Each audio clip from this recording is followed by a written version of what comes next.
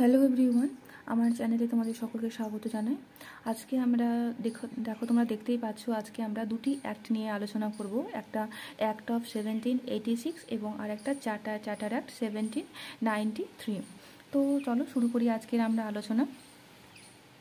দেখো, এই যে অ্যাক্ট অফ 1786 আমরা বলছি, এই অ্যাক্টটার আসার আগে আর একটা অ্যাক্ট এসছে, সেটা হচ্ছে পিটস ইন্ডিয়া অ্যাক্ট। এবং এই পিটস ইন্ডিয়া অ্যাক্টটা আসার 2 বছর পরে আসছে অ্যাক্ট অফ 1786। তো এই অ্যাক্টের মধ্যে কি আছে, কোন কোন বিষয়গুলো ইম্পর্টেন্ট, সেই বিষয়গুলো আমরা আজকে আলোচনা করব। দেখো, এই যে 1786 এই অ্যাক্টের মাধ্যমে Lord Cornwallis was appointed as the governor general of Bengal. অর্থাৎ এই অ্যাক্টের মাধ্যমে লর্ড কর্নওয়ালিসকে গভর্নর জেনারেল অফ বেঙ্গল হিসাবে অ্যাপয়েন্ট করা হচ্ছে। এবং যখন গভর্নর জেনারেল অফ বেঙ্গল হিসেবে লর্ড কর্নওয়ালিসকে অ্যাপয়েন্ট করা হলো, তখন তিনি বললেন যে আমার দুটি শর্ত আছে, আমি তখনই গভর্নর জেনারেল অফ বেঙ্গল হব যদি আমার শর্ত দুটি মেনে নেওয়া হয়। এবং কি দুটি শর্ত তিনি দিয়েছেন দেখো, he pledge to demand to accept the post. 1 number দেখো, to override the decision of his council in special cases. অর্থাৎ কোনো স্পেশাল কেসে যিনি তাকে তো গভর্নর জেনারেল অফ বেঙ্গল করা হচ্ছে, তো বেঙ্গলে যিনি কাউন্সিলে রয়েছেন, তো তার যে বক্তব্য বা তার যে ডিসিশন, সেই ডিসিশনের ওপর ওভাররিড করার পাওয়ার লর্ড কর্নওয়ালিসকে দিতে হবে। ওভাররিড বলতে বোঝানো হচ্ছে যে কাউন্সিল যে ডিসিশনটা নিল, সেই ডিসিশনটা কর্নওয়ালিস চাইলে সেটাকে রিজেক্ট করে দিতে পারে, বা সেই যে ডিসিশনটা নেওয়া হয়েছে সেই ডিসিশনটা তিনি চেঞ্জ করে দিতে পারেন, বা তিনি সেটাকে বরখাস্ত করে দিতে পারেন। তো এই পাওয়ারটা তিনি বলছেন তাকে যেন দেওয়া হয়। আর একটা ডিমান্ড তিনি করেছেন দেখো, chief commander in British army, এবং তাকে ব্রিটিশ আর্মি তাকে চিফ কমান্ডার করতে হবে। তো আমরা এই অ্যাক্টের মাধ্যমে থেকে আমরা কী জেনে নেব দেখো। আমাদের প্রশ্ন আসতে পারে যে কোন অ্যাক্টের মাধ্যমে লর্ড কর্নওয়ালিসকে গভর্নর জেনারেল অফ বেঙ্গল হিসেবে অ্যাপয়েন্ট করা হয়েছে, তখন আমরা বলবো অ্যাক্ট অফ 1786। এবং তিনি কী ডিমান্ড রেখেছিলেন, যে তাকে ওভাররিড করার পাওয়ার দিতে হবে কাউন্সিলের ডিসিশনের ওপরে, এবং আর একটা chief commander in British army করতে হবে। তো চলো এবার আমরা দেখে নিই চার্টার অ্যাক্ট 1793। অ্যাক্ট মানে হচ্ছে আইন, এবং চার্টার মানে হচ্ছে কি কোনো ডকুমেন্ট বা সনদ। অর্থাৎ এই যে চার্টার অ্যাক্ট 1793, এই অ্যাক্টটা কি বলছে এখানে দেখো, আমি লিখেছি charter act 1793 was passed by the British parliament. এই অ্যাক্টটাকে ব্রিটিশ পার্লামেন্টের মাধ্যমে কিন্তু পাস করা হয়েছিল।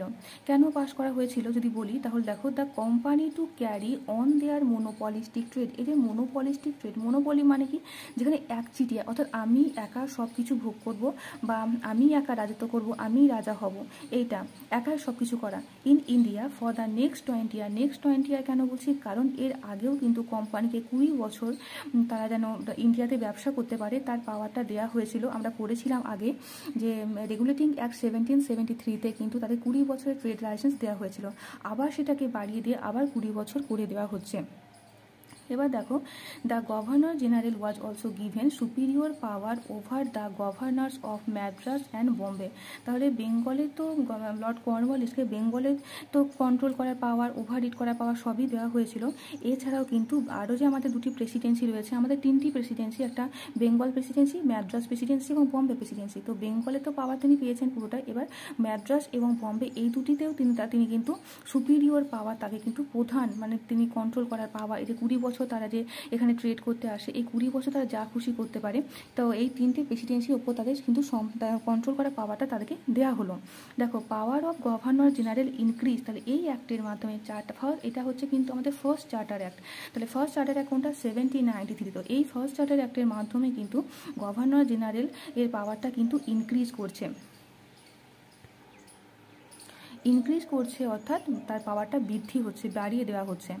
এবার দেখো, আমি এখানে লিখেছি, এই যে আমি লিখেছি যে চার্টার অ্যাক্ট বলছি, তো এই charter act renew the charter act 20 years. অর্থাৎ চার্টার অ্যাক্টটাকে কত বছর পর পর রিনিউ করা হচ্ছে, চার্টার অ্যাক্টটা 20 বছর পর পর, 20 বছর পর পর রিনিউ করা হয়। দেখো, প্রথম চার্টার অ্যাক্ট আসছে 1793-তে।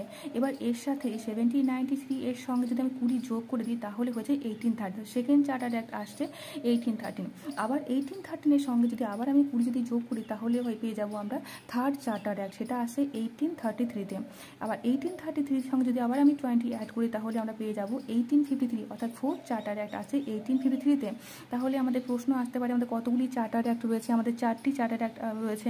প্রথম চার্টার অ্যাক্ট হচ্ছে 1793 এবং লাস্ট চার্টার অ্যাক্ট আসছে কবে 1853-তে, এবং চার্টারে 20 বছর পর পর রিনিউ করা হয়। এবার দেখো first civil service day celebrated 21 April 1793-তে। তাহলে ফার্স্ট সিভিল সার্ভিস ডে আমরা পালন করছি কবে 21 এপ্রিল 1793-তে। এবং father of Indian civil service কাকে বলে, লর্ড কর্নওয়ালিসকে। তাহলে আমরা এখান থেকে যে বিষয়গুলি চার্টার অ্যাক্ট 1793-এর মাধ্যমে যে বিষয়গুলো আমরা মনে রাখবো, চলো আরেকবার আমরা আলোচনা করে নিই। দেখো, যদি প্রশ্ন আসে প্রথম চার্টার অ্যাক্ট কোনটা, তাহলে আমরা বলবো 1793। এবং এই চার্টার অ্যাক্টটা কিন্তু ব্রিটিশ পার্লামেন্টে দ্বারা কিন্তু পাশ করা হয়েছে। এবং আমাদের 4টি চার্টার অ্যাক্ট রয়েছে 1793, 1813, 1833 এবং 1853। ফার্স্ট চার্টার অ্যাক্ট আমাদের 1793 এবং লাস্ট চার্টার অ্যাক্ট হচ্ছে আমাদের 1853। এবং এগুলোকে কিন্তু 20 বছর পর পর রিনিউ করা হচ্ছে। এবং এখানে কিন্তু এই চার্টার অ্যাক্টের মাধ্যমে কিন্তু যে গভর্নর জেনারেল যিনি হচ্ছেন তার কিন্তু পাওয়ারটাকে বাড়িয়ে দেওয়া হচ্ছে বা ইনক্রিজ করা হচ্ছে। এবং আমরা ফার্স্ট সিভিল সার্ভিস ডে পালন করে থাকি 21 এপ্রিল 1793-তে। এবং father of Indian civil service বলা হয় লর্ড কর্নওয়ালিসকে। এবং শুধু বেঙ্গলের না, বেঙ্গলের পাশাপাশি ম্যাড্রাস এবং বম্বে যে প্রেসিডেন্ট ছিল সেগুলোতেও কিন্তু পাওয়ারটা পেয়ে যাচ্ছে। যিনি গভর্নর জেনারেল হচ্ছেন তার হাতে পাওয়ারটা চলে যাচ্ছে। এবং তারা 20 বছর একচেটিয়াভাবে অর্থাৎ একাই তারা কিন্তু ট্রেড, অর্থাৎ ব্রিটিশ ইস্ট ইন্ডিয়া কোম্পানি শুধুমাত্র একাই ট্রেড করছে ইন্ডিয়া দেশে, আর কোনো দেশ কিন্তু ট্রেড করতে আসছে না, এটা বলা হচ্ছে। তো আজকের আলোচনা আমরা এখানে শেষ করছি। ধন্যবাদ।